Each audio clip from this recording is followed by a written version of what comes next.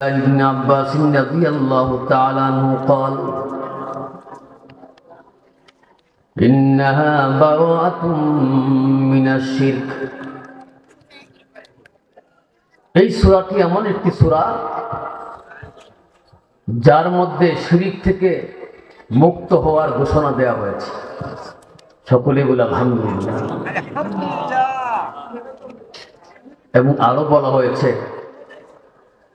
লাইসা ফিল কুরআনি আশাদ্দা আলা ইবলিস মিনহা। কুরআনে কারীমের মধ্যে ইবলিসের উপর কঠিন, ইবলিসের জন্য বিরক্তিকর, ইবলিসের রাগ হবার কারণ এই সূরার চেয়ে বেশি কোনো সূরা না। অন্য কোন সূরা এত রাগের কারণ নয়। কার জন্য?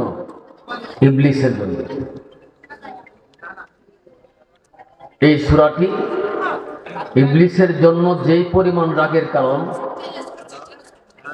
এর চেয়ে বড় রাগের কারণ কুরআনে কারীমের অন্য কোন সূরাতে নেই। এই সূরাটি এমন একটি সূরা। রাগের কারণ কেন? এই সূরাটিতে খাঁটি তাওহীদের শিক্ষা দেওয়া হয়েছে।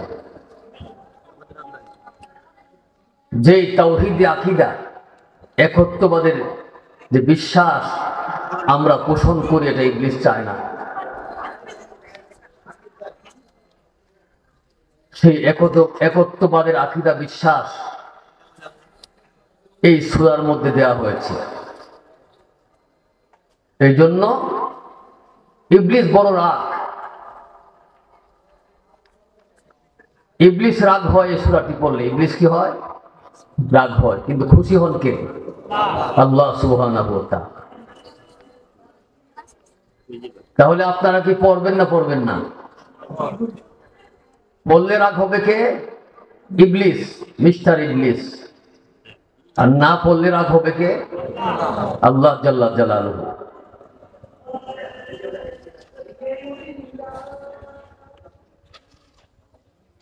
এমনি হবে আরেকটি সূরার মধ্যে তাওহীদের শিক্ষা দেওয়া হয়েছে। সেই সূরাটি হলো সূরাতুল ইখলাস। কুল হুয়াল্লাহ সূরা। ইখলাস বললে তো অনেকে বুঝি না। সূরাটির নাম কি বলেন? সূরাতুল ইখলাস, কুল হুয়াল্লাহ সূরা। এর মধ্যেও তাওহীদের শিক্ষা রয়েছে। কুরআনে কারীমে যত সূরা অবতীর্ণ হয়েছে, সম্পূর্ণ সূরার মধ্যে, পূর্ণাঙ্গ সূরার মধ্যে তাওহীদের শিক্ষা দেওয়া হয়েছে এমন সূরা মাত্র দুইটি। কয়টি? গোটা কোরআনের মধ্যে দুইটি সূরা। একটা হলো সূরা কাফিরুন, যেটা তিলাওয়াত করেছি আমি, আর একটা হলো কুল হুয়াল্লাহ সূরা, সূরাতুল ইখলাস। একটার মধ্যে শিক্ষা রয়েছে কিসের? তাওহীদ ফিল ইবাদা। ইবাদতের মধ্যে অন্য কাউকে শরীক করা যাবে না, এই শিক্ষা আছে সূরা কাফিরুনে। আর সূরা ইখলাসের মধ্যে, কুল হুয়াল্লাহ সূরার মধ্যে আছে তাওহীদ ফিল যাতি ওয়াস সিফাত। আল্লাহ তাআলার জাতের সাথে কাউকে শরীক করা যাবে না, আল্লাহ তাআলার গুণাবলীতে কাউকে শরীক করা যাবে না। এই কথাগুলি আছে কোথায়? কুল হুয়াল্লাহ সূরায়। সূরা কাফিরুন সম্পর্কে আরো শুনবেন? সূরা ইখলাস সম্পর্কে আমাদের খবর নাই কি? রাসূল করিম সাল্লাল্লাহু আলাইহি ওয়াসাল্লাম ফরমান, কুল ইয়া আইয়ুহাল কাফিরুন তাদিলু রুবুল কুরআন। কুল ইয়া আইয়ুহাল কাফিরুন, এটি এমন একটি সূরা, তাদিলু রুবুল কুরআন, 1/4 অফ দা কোরআন। কোরআনের 4 ভাগের 1 ভাগ। কোরআন মোট কয় পারা? 30 পারা। 4 ভাগের 1 ভাগ কত পারা হয়? 7.5 পারা। একবার যদি কুল ইয়া আইয়ুহাল কাফিরুন সূরা তিলাওয়াত করেন, 7.5 পারা কোরআন পড়ার সওয়াব আল্লাহ তাআলা আপনার আমলনামায় দিয়ে দেবেন। সুবহানাল্লাহ।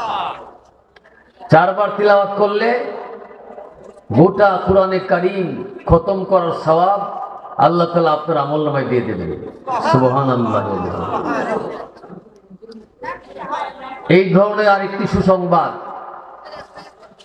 বরং এর চেয়ে আরো বড় একটি সুসংবাদ রয়েছে কুল হুয়াল্লাহ সূরা সম্পর্কে।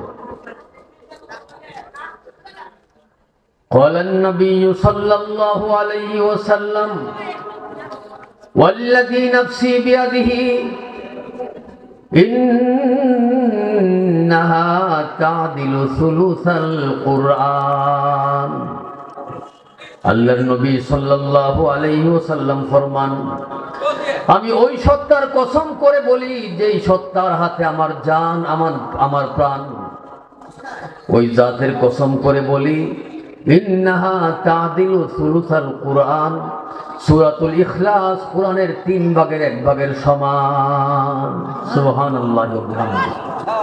এই জন্যই কিন্তু দেখবেন বিভিন্ন দোয়া করার আগে, বিভিন্ন সময় দোয়ার আগে আমরা কুল হুয়াল্লাহ সূরা 3 বার পড়ি। কেন? 3 বার পড়ার মাধ্যমে আল্লাহ তাআলা গোটা কুরআন খতমের সওয়াব আমাদের আমলনামায় দিয়ে দেন।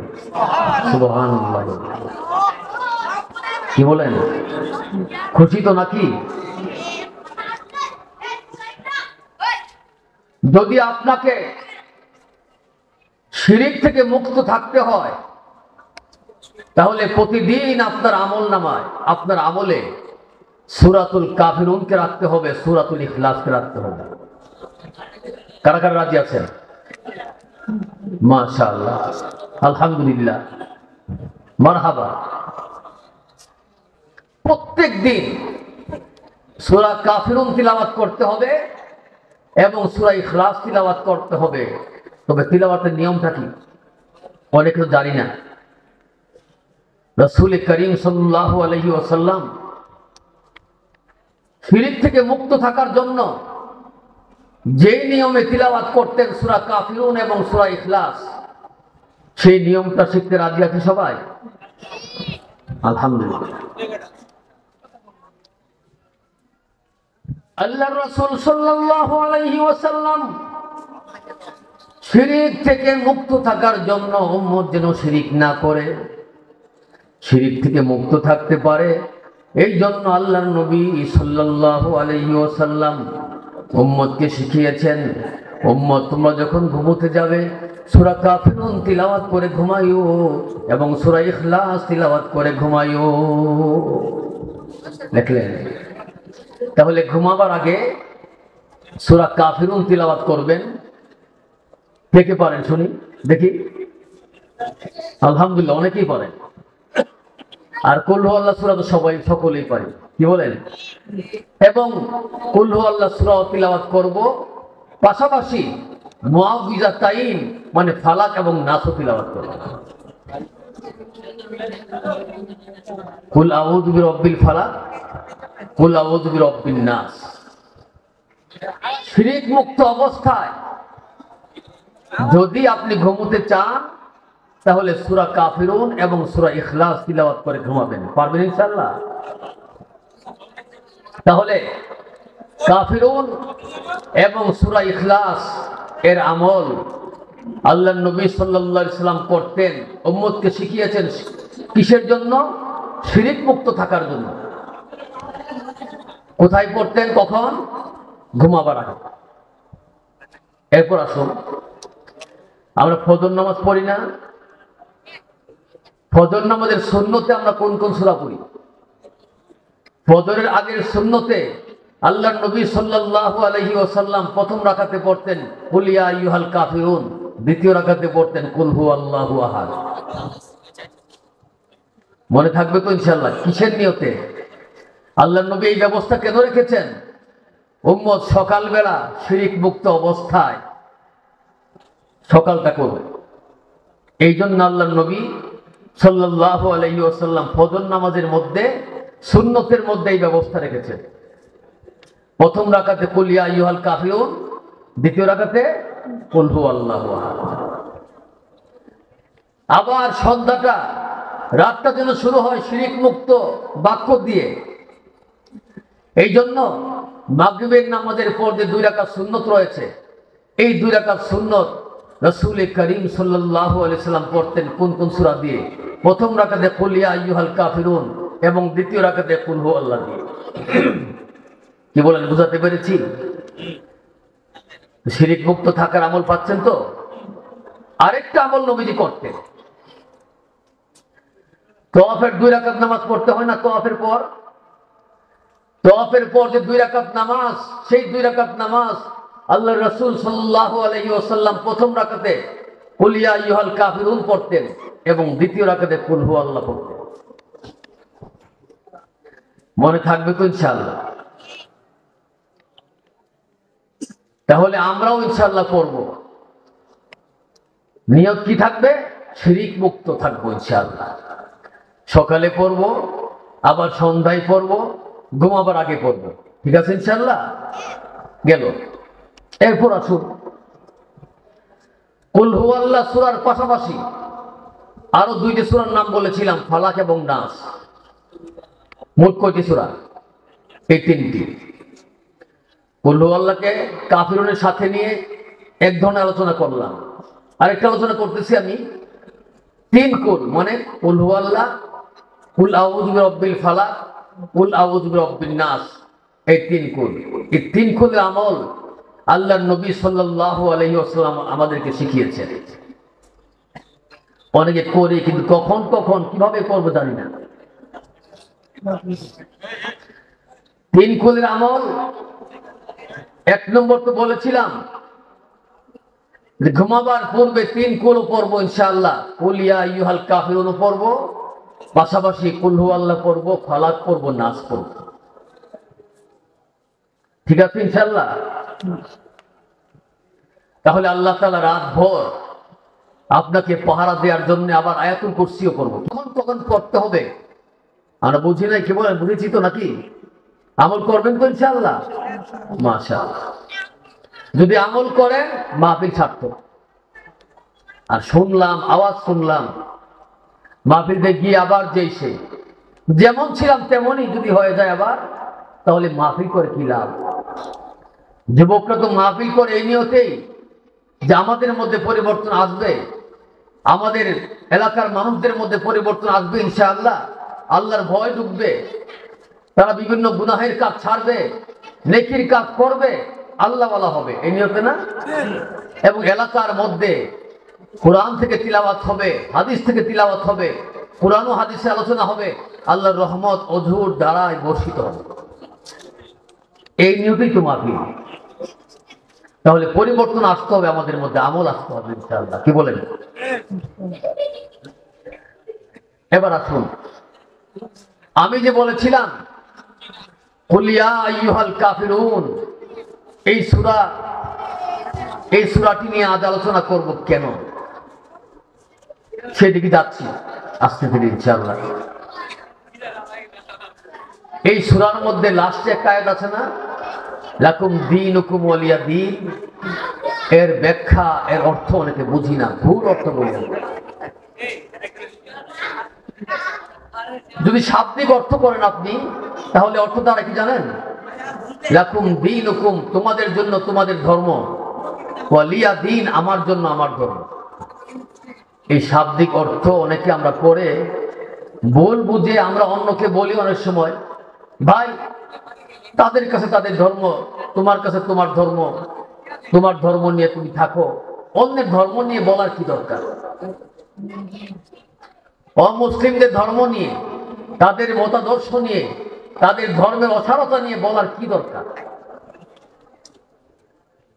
নিজে শুধু আমল করো, অন্যের কোনো কথা বলার দরকার নাই।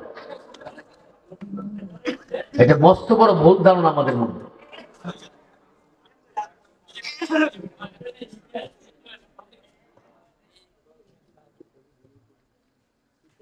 আল্লাহ রাব্বুল আলামিন যে বলেছেন, কাফেরদের অসারতার কথা বলেছেন, আল্লাহ তাআলা যে অন্য ধর্ম কোনদিন মুক্তি দিতে পারে না, একমাত্র ইসলামই মুক্তির ধর্ম, এই সকল কথা আল্লাহ যে কোরআনে জায়গায় জায়গায় বলেছেন। তাহলে কি আল্লাহ ভুল করেছেন? হ্যাঁ, গালাগালি করা যাবে না। গালাগালি করা ইসলাম সমর্থন করে না। গালাগালি নয়, অন্য ধর্মের অসারতা প্রমাণ করতে হবে। ইসলাম যে একমাত্র মুক্তির ধর্ম, এটা বুঝাতে গিয়ে অন্য ধর্ম গ্রহণ করা যাবে না, অন্য কোনো মতাদর্শ গ্রহণ করা যাবে না, এই জিনিসটা বোঝাতে হবে। আর যদি বলি যারে আপনি কেন গেলেন তাকে এই সমস্ত কথা বলতে, আপনার সমালোচনা করার কি দরকার অন্য ধর্ম নিয়ে?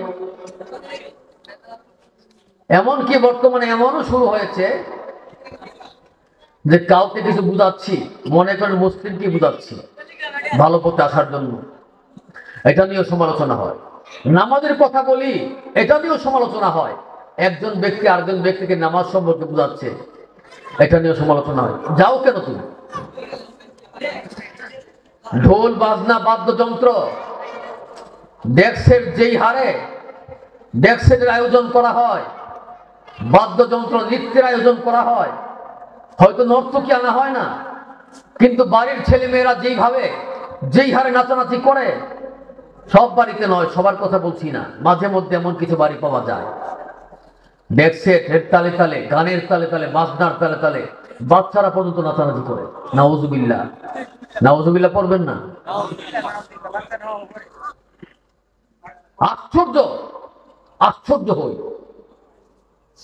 আমাদের এই আদর্শ গ্রামে এত বড় মাদ্রাসা থাকতে এই গ্রামের মধ্যে এই জিনিসটা কিভাবে হয়? আপনারা মুরব্বীরা এখন থেকে সচেতন থাকবেন। সকল গার্ডিয়ানদেরকে আমি অনুরোধ করছি, আপনারা সতর্ক থাকবেন। আমাদের দায়িত্ব আপনাদেরকে সতর্ক করা, আপনাদেরকে বোঝানো, এটা আমাদের দায়িত্ব। আমরা ইমাম সাহেবান চেষ্টা করে যাচ্ছি, যদি আপনাদেরও সমর্থন থাকে আপনারাও চেষ্টা করেন যে আমার বাড়িতে গান বাদ্য হতে দেব না। আরে ভাই, বিয়ের অনুষ্ঠান, সুন্নতে খতনার অনুষ্ঠানে আপনি গান বাদ্য করছেন, আপনি নৃত্যের ব্যবস্থা করেছেন, আপনার বাচ্চারা নাচানাচি করছে, আপনি কিছু বলছেন না, আপনার এই বিয়েতে বরকত থাকবে না, বরকত হবে না। সামনে বিভিন্ন রকম সমস্যা, স্বামী স্ত্রী বনিবনা হবে না, ইতিহাস সাক্ষী। এই সমস্যাগুলি হচ্ছে যেই বিয়েটা গুনার মাধ্যমে হয়, যেই সুন্নতে খতনার অনুষ্ঠান গুনার মাধ্যমে হয়, যেই পবিত্র অনুষ্ঠান, পবিত্র জিনিসটা গুনার মাধ্যমে হবে, গুনাহ দিয়ে শুরু হবে, সেটার মধ্যে বরকত কি করে হবে? এটা আপনার বুঝে আসে না? আমার বুঝে আসা দরকার না, কি বলেন? এই জন্য আমরা কি এখানে যারা আছি, আমরা কি ওয়াদা করতে পারি ইনশাল্লাহ আমরা আমাদের বাড়িতে, আমাদের ঘরে, আমাদের বাড়িতে এই কোনো ভালো কাজ গান বাদ্য দিয়ে শুরু করব না এবং শুরু হতে দেব না? সবাই রাজি আছি ইনশাল্লাহ? কি এবার হাত দিয়ে উঠে না আপনাদের, কি আপনারা কি করবেন নাকি? মাশাআল্লাহ, আল্লাহ তাআলা সকলকে তৌফিক দান করুন। সকলেই বলি আমি আলহামদুলিল্লাহ। আমি বলছিলাম, আমি ভালো কাজ করি না, আমি অন্যকে বুঝাই না, একজনে বুঝায় তাকে আমি বাধা দিই। কত বড় খারাপ, খারাপ কাজ এটা। একজনে বুঝায় তাকে বাধা দিই, আরে ভাই তুমি কেন যাও, তাকে বুঝাইতে। আল্লাহ রাব্বুল আলামিন নিজেই অন্য ধর্মের অসারতার কথা বলেছেন। আল্লাহ তাআলা বলেন, وَمَن يَبْتَغِ غَيْرَ الْإِسْلَامِ دِينًا فَلَن يُقْبَلَ مِنْهُ। ইসলাম ছাড়া অন্য কোন ধর্ম যে তালাশ করে, فَلَن يُقْبَلَ مِنْهُ, অন্য ধর্ম কোন দিন আল্লাহর পক্ষ থেকে কবুল করা হবে না। অন্য ধর্ম যে অসার, এটা বুঝাচ্ছেন না আল্লাহ তাআলা? এটাই তো বুঝিয়েছেন, ইসলাম ছাড়া অন্য কোন ধর্ম আল্লাহ কবুল করবেন না। وهو في الآخرة من الخاسرين, এবং সে যে ব্যক্তি অন্য ধর্মের অনুসারী, সে ফিল আখিরাতি মিনাল খাসিরিন, পরকালে ক্ষতিগ্রস্তদের অন্তর্ভুক্ত হবে। কে বলেছেন ভাই? স্বয়ং আল্লাহ তাআলা বলেছেন।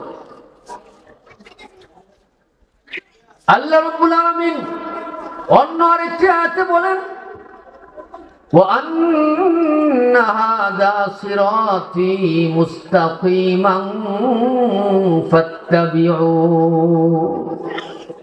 এই ইসলাম, এটাই আমার একমাত্র সরল সঠিক ধর্ম।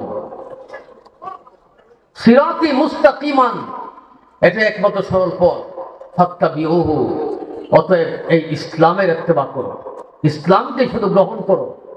ওয়ালা তাত্তাবিউস সুবুল, অন্য কোন মত, অন্য কোন পথ, অন্য কোন রাস্তার ইত্তেবা করিও না, অন্য কোন পথ গ্রহণ করিও না। ফাতাফাররাকা বিকুম আন সাবিলি, যদি অন্য পথ গ্রহণ করো তাহলে তুমি সঠিক পথ থেকে তুমি বিচ্ছিন্ন হয়ে পড়ো। অন্য পথ তোমাকে সঠিক পথ থেকে বিচ্ছিন্ন করে ফেলবে। কি বলেন, এখানে অন্য ধর্ম সম্পর্কে বলা হয়নি? আল্লাহ স্বয়ং বলেছে অন্য কোন মতাদর্শ, অন্য কোন পথ গ্রহণ করা যাবে না, একমাত্র ইসলামই সঠিক পথ। এমনকি কাফির সম্প্রদায়, মুশরিক সম্প্রদায় সম্পর্কে আল্লাহ তাআলা বলেন ওয়াল্লাযীনা কাফারু আউলিয়াউহুমুত তাগুত ইখরিজুনাহুম মিনান নূরি ইলাজ যুলুমাত।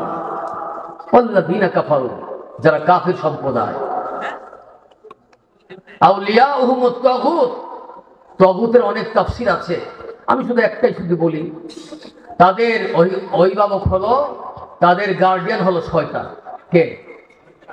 কাদের গার্ডিয়ান? কাদের? ওয়াল্লাযীনা কাফারু, যারা কাফের, কাফেরদের গার্ডিয়ান শয়তান। শয়তানের কথা তারা শুনে, আর এই শয়তান কি করে? ইখরিজুনাহুম মিনান নূরি ইলাজ যুলুমাত। জন্মসূত্রে সে মুসলমান ছিল, জন্মসূত্রে তার ঈমান ছিল, কিন্তু সেই ঈমানের আলো থেকে তাকে অন্ধকারের দিকে ঠেলে দিয়েছে কে? মিস্টার ইবলিস, মিস্টার শয়তান। তাহলে আমরা বুঝতে পেরেছি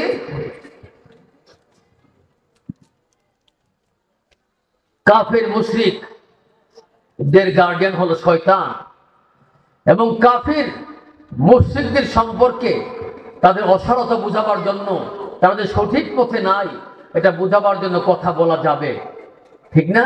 এবং কথা বলতে হবে, মানুষ যেন ভুল পথে পরিচালিত না হয়, কথা বলতে হবে। যদি কেউ বাধা দেয় তাহলে সে শয়তানকে সন্তুষ্ট করলো, কি বলেন, আল্লাহকে নয়। মুহতারাম হাজিরিন, তাহলে আমরা যে এই ভুল বুঝতেছি, লাকুম দীনুকুম ওয়ালিয়া দীন, এর যে ভুল ব্যাখ্যা আমরা বুঝতেছি, ভুল ব্যাখ্যা বোঝার পেছনে কারণ কি জানেন? কারণটা বুঝতে হবে আমাদের, ভুল কেন হচ্ছে আমাদের। আমরা লাকুম দীনুকুম ওয়ালিয়া দীন এর অর্থটা শুনলাম, অর্থটা পড়ছি যে তোমাদের জন্য তোমাদের ধর্ম, আমার জন্য আমার ধর্ম, কিন্তু আগে পরে কি আছে খবর নাই, এই জন্য ভুলটা হয়। আগের খবর নাই, পরের খবর নাই, এই জন্য ভুল হয়। অনেক বাক্য এমন আছে আরবিতে,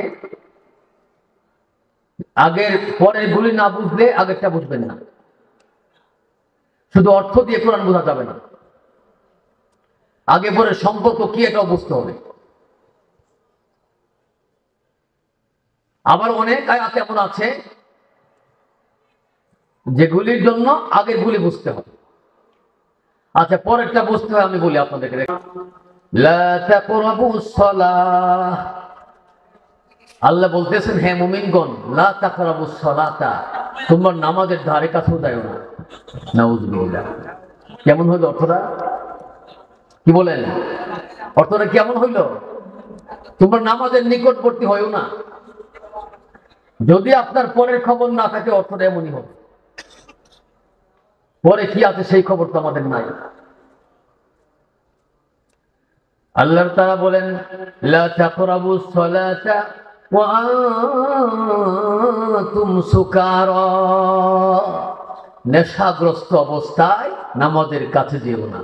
সাহাবায়ে কেরামকে বলেছেন যখন মদ্যপান করা যখন হারাম ছিল না, হালাল ছিল, পূর্বের যুগ থেকেই, পূর্ব থেকে মদ্যপান করে আসছিল মানুষ, তখন তো সাহাবায়ে কেরাম শুরুতে তারা মদ্যপান করত। এই অবস্থায় ইতিহাস ঘটনা আছে অনেকগুলি, আমি সেদিকে যাচ্ছি না, সংক্ষেপে বোঝাচ্ছি আমি। নামাজের মধ্যে বিভিন্ন সমস্যার সৃষ্টি হতো, তাই আল্লাহ তাআলা আয়াত নাযিল করে দিলেন, লা তাকরাবুস সালাতা ওয়া আনতুম সুকারা, নেশাগ্রস্ত অবস্থায় তোমরা নামাজের নিকটে যেও না। বুঝাতে পেরেছি? আপনি যদি শুধু আগেরটা নিয়ে বসে থাকেন, লা তাকরাবুস সালাতা, আল্লাহ বলেছেন নামাজের কাছে যেও না, তাহলে কি অবস্থা হবে? মদ যে আল্লাহ তাআলা হারাম করেছেন, একদিনে করেছেন, একদিনে এক হুকুম দ্বারা চারবারে বা 3 ধাপে বা 4 ধাপে করেছেন। তৃতীয় নম্বরটাকে আপনি 2টা বানালে 4 ধাপ হবে, আর যদি তৃতীয় নম্বর সবটাকে মিলিয়ে একটা ধরেন তাহলে মোট 3 ধাপ হবে। 3 ধাপে আল্লাহ মদকে হারাম করেছেন। কারণ কি জানেন?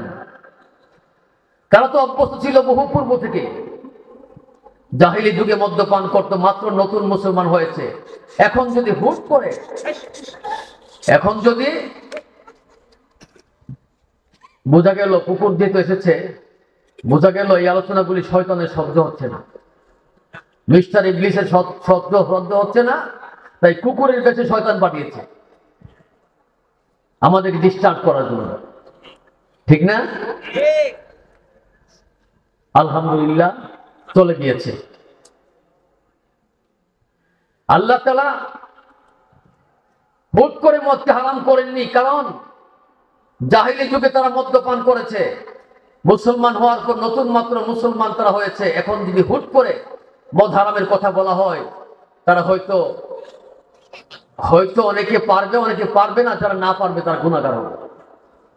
যেন গুনাহগার না হতে হয়, এই জন্য আল্লাহ তাআলা আস্তে আস্তে আস্তে আস্তে 4টি ধাপে মদকে হারাম করেছেন। কয়টি ধাপে? 4টি ধাপে। শুনবেন? আল্লাহ রাব্বুল আলামিন প্রথমে আয়াত নাযিল করলেন, ইয়াসআলুনাকা আনিল খামরি ওয়াল হারাম, আনিল খামরি ওয়াল মাইসির। হে নবী, আপনার নবদীক্ষিত মুসলমানরা, আপনার নবদীক্ষিত সাহাবা, ইসলামে নবদীক্ষিত সাহাবারা আপনাকে প্রশ্ন করবে আনিল খামরি ওয়াল মাইসির, মদ এবং জুয়া সম্পর্কে। কুল ফীহিমা ইসমুন কাবীরু ওয়া মানাফিউ লিন-নাস। আপনি বলে দিন এই দুইটার মধ্যে মস্ত বড় পাপ রয়েছে, ওয়া মানাফিউ লিন-নাস, এবং মানুষদের জন্য কিছু উপকারও আছে। কিন্তু ওয়া ইসমুহুমা আকবারু মিন নাফইহিমা। বান্দারা শোনো, হে আমার উম্মত শোনো, আল্লাহ বলতেছেন ইসমুহুমা, এই দুইটার পাপ, আকবারু মিন নাফইহিমা, এই দুইটার নফা থেকে, উপকার থেকে অনেক বেশি। প্রথমে একটু হালকা টাচ দিলেন মাত্র, শুধু সাহাবায়ে কেরামকে, ইসলামে নবদীক্ষিত মুসলমানদেরকে বুঝালেন, শুধু বুঝালেন দেখো লাভও আছে ক্ষতিও আছে, কিন্তু ক্ষতিটা বেশি। মদ্যপানের মধ্যে ক্ষতিটা বেশি, এখনো কিন্তু হারাম করেন নাই। দ্বিতীয় নম্বরে, দ্বিতীয় ধাপে আল্লাহ তাআলা বলেন, ইয়া আইয়ুহাল্লাযীনা আমানু লা তাকরাবুস সালাতা ওয়া আনতুম সুকারা। হে মুমিনগণ শোনো, লা তাকরাবুস সালাতা, তোমরা নামাজের ধারে কাছেও যেও না, নামাজের নিকটবর্তী হয়ও না, নামাজ পড়িও না। ওয়া আনতুম সুকারা, নেশাগ্রস্ত অবস্থায়, মদ্যপান অবস্থায় নামাজ পড়িও না। আংশিক হারাম করা হয়েছে, নামাজের সময়ের জন্য হারাম করা হয়েছে। দ্বিতীয় পর্যায়ে, হাত্তা তা'লামু মা তাকুলুন, যতক্ষণ না তোমরা জানতে পারো, বুঝতে পারো মা তাকুলুন, কি তোমরা বলছো। যতক্ষণ মদের নেশায় তুমি বোধ হয়ে আছো, নেশা কেটে যখন বুঝতে পারবে যে তুমি কি বলছো, সব ঠিকঠাক আছে, তখন নামাজটা পড়বে, তখন নামাজ পড়বে। দ্বিতীয় ধাপ গেল। তৃতীয় ধাপে আল্লাহ তাআলা বলেন, ইয়া আইয়ুহাল্লাযীনা আমানু হে মুমিনগণ, ইন্নামাল খামরু ওয়াল মাইসিরু ওয়াল আনসাবু ওয়াল আজলামু রিজসুম মিন আমালিশ শাইতান। হারাম করে দেওয়া হয়েছে আয়াতের মাধ্যমে।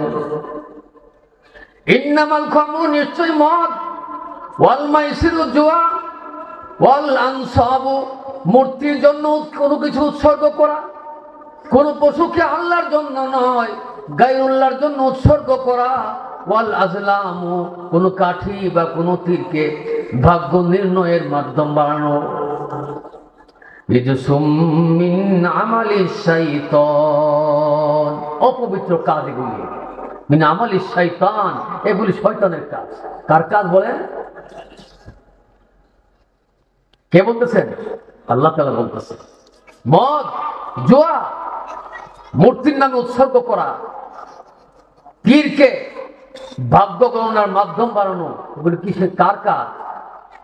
অপবিত্র কাজ, শয়তানের কাজ। ফাজতানিবুহু লাআল্লাকুম তুফলিহুন।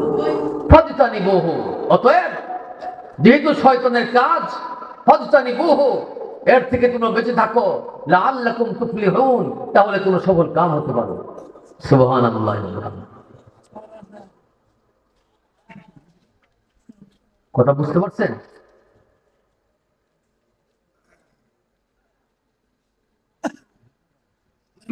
তাহলে পরহেজ করতে হবে।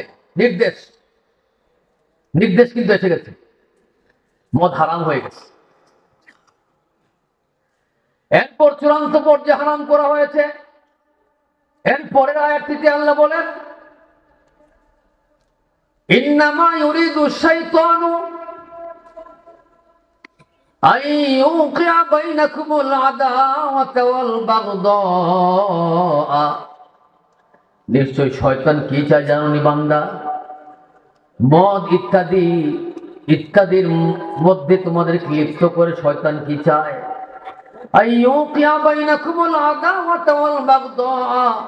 তোমাদের মধ্যে শত্রুতা সৃষ্টি করতে চায়, তোমাদের মধ্যে হিংসা বিদ্বেষ সৃষ্টি করতে চায়।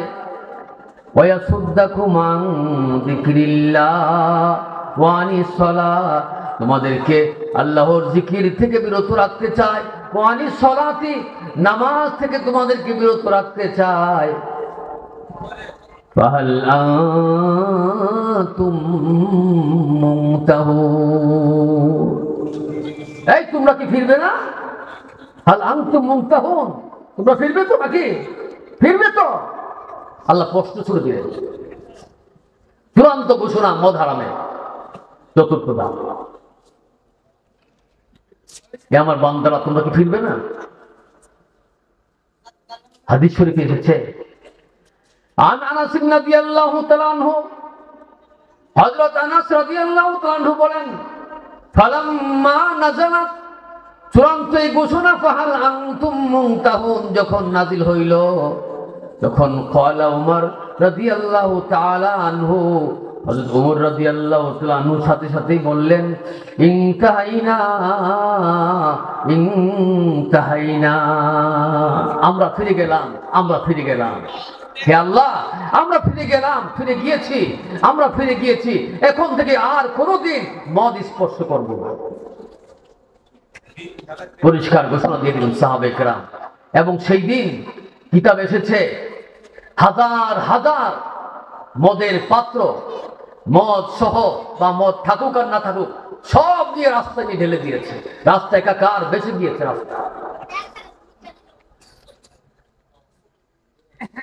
রাস্তা প্লাবিত হয়ে গিয়েছিল এই মদের দ্বারা। এমন অবস্থা হয়েছে।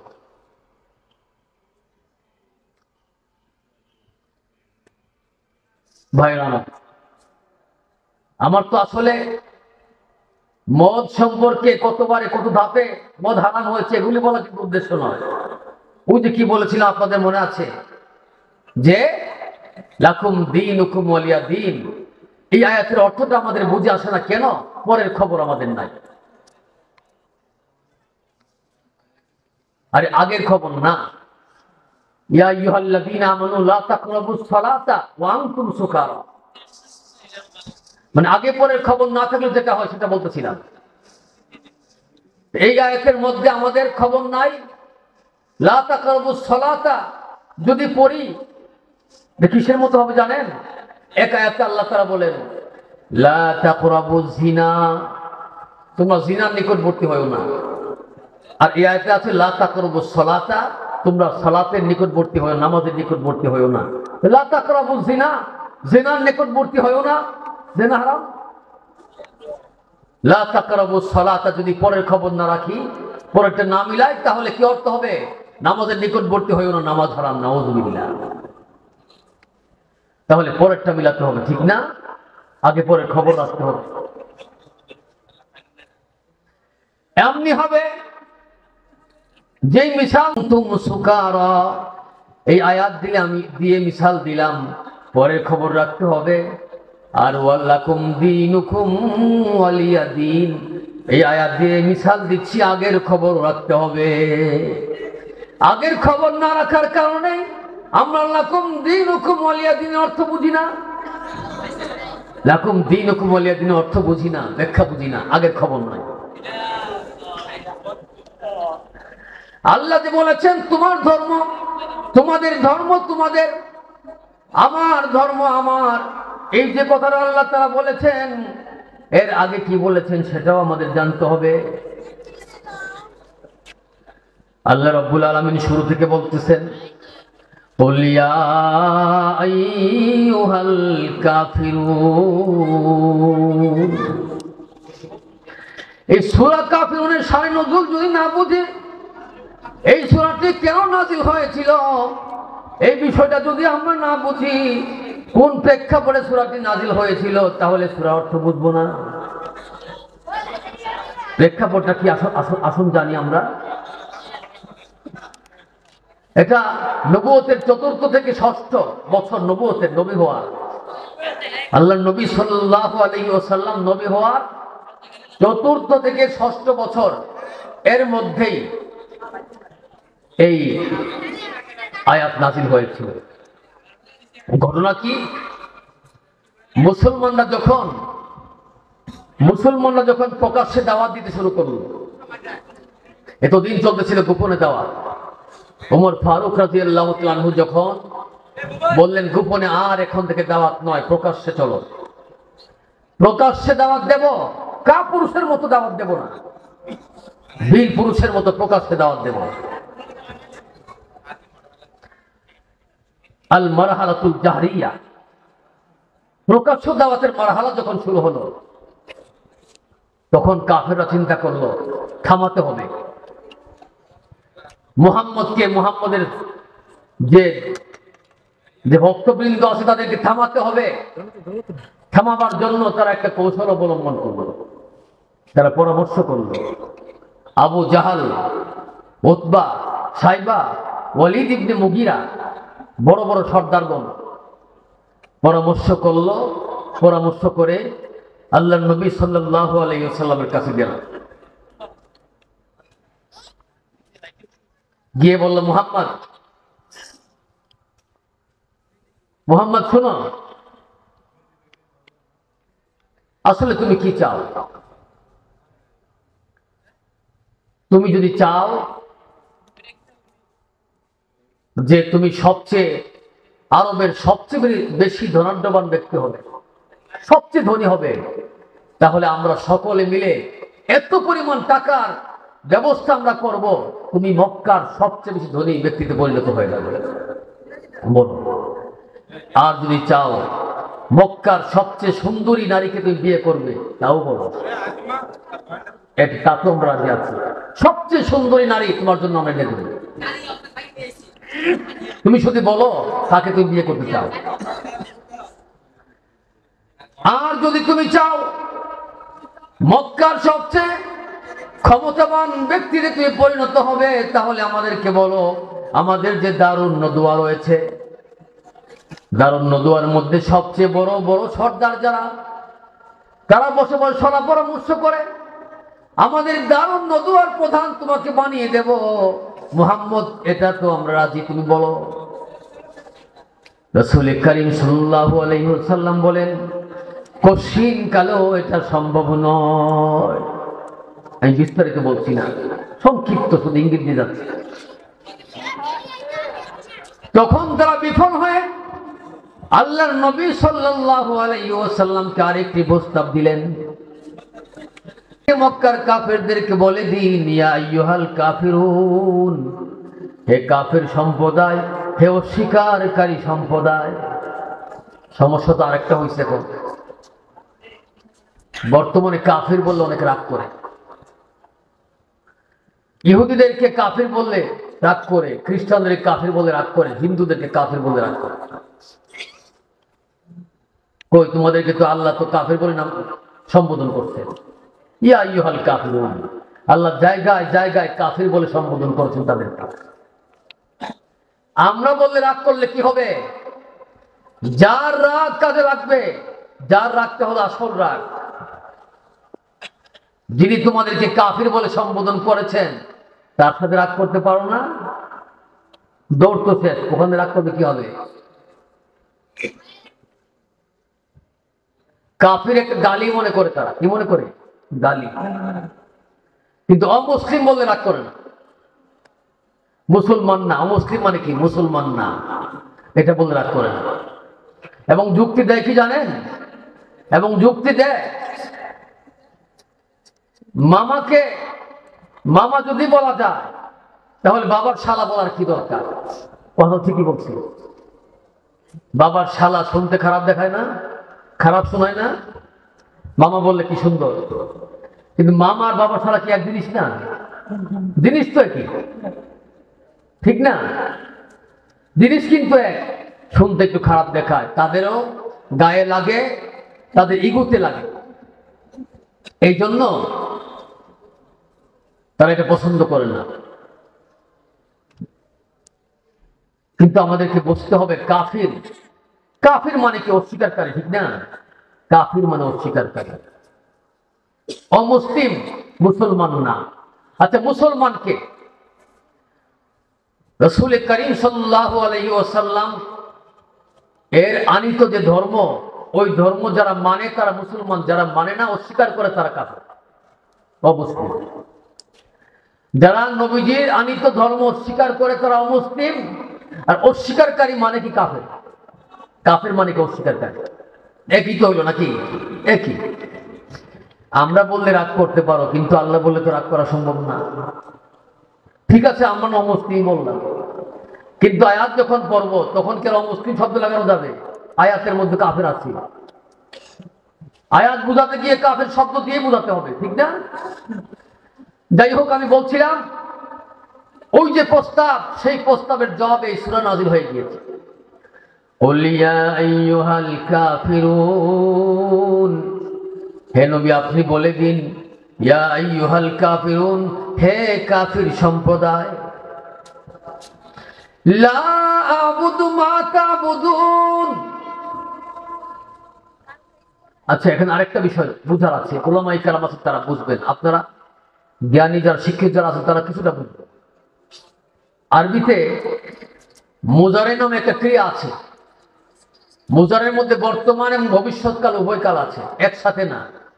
যেখানে যেটা খাটে, বিভিন্ন পারিপার্শ্বিক অবস্থার কারণে যেখানে বর্তমান কাল ধরতে হয় সেখানে শুধু বর্তমান কাল হবে, যেখানে ভবিষ্যৎ কাল ধরতে হয় সেখানে শুধু ভবিষ্যৎ কাল হবে। এমনি হবে ইসমে ফাইল নামে একটা বিষয় আছে আরবিতে। মানে আমি মুজারে এবং ইসমে ফাইলের কথা কেন বলছি, এই সূরা কাফিরুনের মধ্যে এই দুটো আছে। এখানে কাফিরুনের অর্থ বুঝতে গেলে এই মুজারে এবং ইসমে ফাইল লাগবে। ইসমে ফাইল সৃষ্টি হয়েছে মুজারে থেকে, সুতরাং মুজারের মধ্যে যেমন দুইটা কাল আছে, বর্তমান এবং ভবিষ্যৎ কাল, ইসমে ফাইলের মধ্যে দুইটা কাল আছে, বর্তমান এবং ভবিষ্যৎ কাল। সুতরাং যেখানে বর্তমান কাল ধরা দরকার সেখানে বর্তমান ধরতে হবে, যেখানে ভবিষ্যৎ কাল ধরা দরকার সেখানে ভবিষ্যৎ কাল ধরতে হবে। আল্লামা সাঈদ আহমদ পালনপুরি রহমাতুল্লাহি আলাইহি, দারুল দেওবন্দের প্রখ্যাত মুহাদ্দিস, বিশ্বসেরা মুহাদ্দিসদের তিনি একজন। সাঈদ আহমদ পালনপুরি রহমাতুল্লাহি আলাইহি তার কিতাবে এই কথাগুলি সুন্দর করে লিখেছেন। এই সূরার মধ্যে প্রথম প্রথম দুইটার মধ্যে ইয়া কুল ইয়া আইয়ুহাল কাফিরুনের পরে প্রথম দুইটা বাক্যের মধ্যে ধরতে হবে বর্তমান কাল, আর পরে দুইটা বাক্যের মধ্যে ভবিষ্যৎ কাল ধরলে অর্থ সুন্দর মিলে যায়। আল্লাহ রাব্বুল আলামিন বলছেন কুল ইয়া আইয়ুহাল কাফিরুন, হে নবী আপনি বলে দিন ইয়া আইয়ুহাল কাফিরুন, হে কাফির সম্প্রদায়, লা আ'বুদু মা তা'বুদুন, বর্তমান কাল। তোমরা যেই প্রতিমার ইবাদত করছো, যেই প্রতিমার ইবাদতের জন্য আমি মুহাম্মদকে প্রস্তাব দিয়েছো, আমি তো সেই প্রতিমার ইবাদত করি না। মা তা'বুদুন, যেই প্রতিমার তোমরা ইবাদত করছো, আমি মুহাম্মদ সেই প্রতিমার ইবাদত করি না। ওয়ালা আনতুম আবিদুনা মা আ'বুদু, এখানে আবিদুন ইসম ফাইল, কিন্তু অর্থ হয় বর্তমান কাল। এবং তোমরা ইবাদত করো না মা আ'বুদু, আমি মুহাম্মদ যে আল্লাহর ইবাদত করি, তোমরাও সেই আল্লাহর ইবাদত করো না। দেখলেন অর্থ বুঝতেছেন তো? ওয়ালা আনা আবিদুম মা আবাদতুম, এবং তোমরা মা আবাদতুম, যেই প্রতিমার তোমরা ইবাদত করতেছো, ওয়ালা আনা আবিদুম, আমি মুহাম্মাদুর রাসূলুল্লাহ সেই প্রতিমার ইবাদত কোনোদিন করব না। ওয়ালা আনা আবিদুম মা আবাদতুম, যার ইবাদত তোমরা করতেছো, সেই প্রতিমার ইবাদত কোনোদিন করব না। সেই গায়রুল্লাহর ইবাদত কোনোদিন আমি মুহাম্মাদুর রাসূলুল্লাহ করব না, আমার উম্মত করবেও না। ওয়ালা আনতুম আবিদুনা মা আ'বুদু, এবং তোমরাও তোমাদের অবস্থা দৃষ্টে মনে হয়, তোমাদের অবস্থা দেখে মনে হচ্ছে তোমরাও আমি যার ইবাদত করি, যে আল্লাহর, সে আল্লাহর ইবাদত যেন তোমরা করবে না, এমন মনে হচ্ছে, তোমরাও যেন ইবাদত করবে না।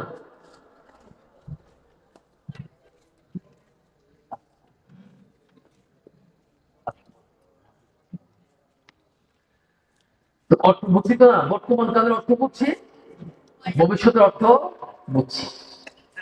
এরপরে আল্লাহ বলতেছেন লাকুম দীনুকুম ওয়ালিয়া দীন, ওই আগের অর্থের সাথে মিলান।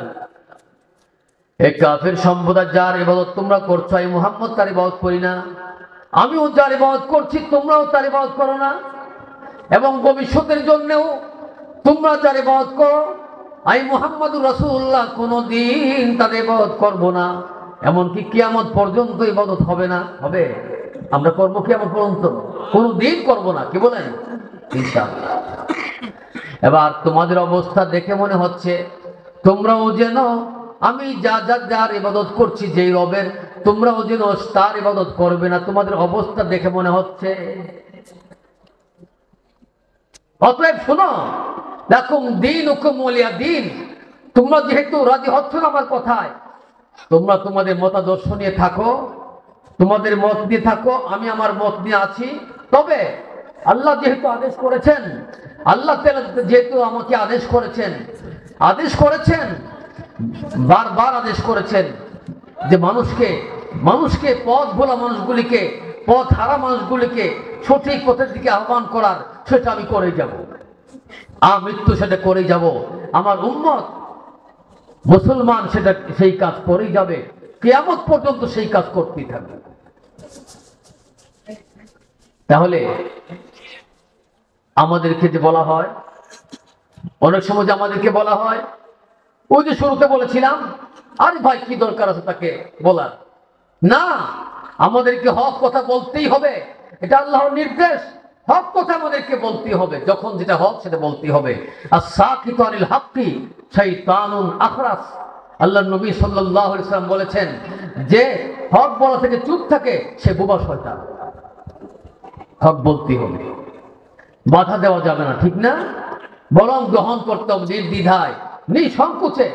হক যদি কেউ বলে তা গ্রহণ করতে হবে, এটা আমাদের দায়িত্ব। আমাদের বলার দায়িত্ব, আপনাদের গ্রহণ করার দায়িত্ব, আমাদের বোঝানোর দায়িত্ব, এবং সেটা লুফে নেওয়ার দায়িত্ব আপনাদের। যদি আপনারা লুফে নেন আপনাদেরই লাভ, আমাদেরও লাভ, ঠিক না?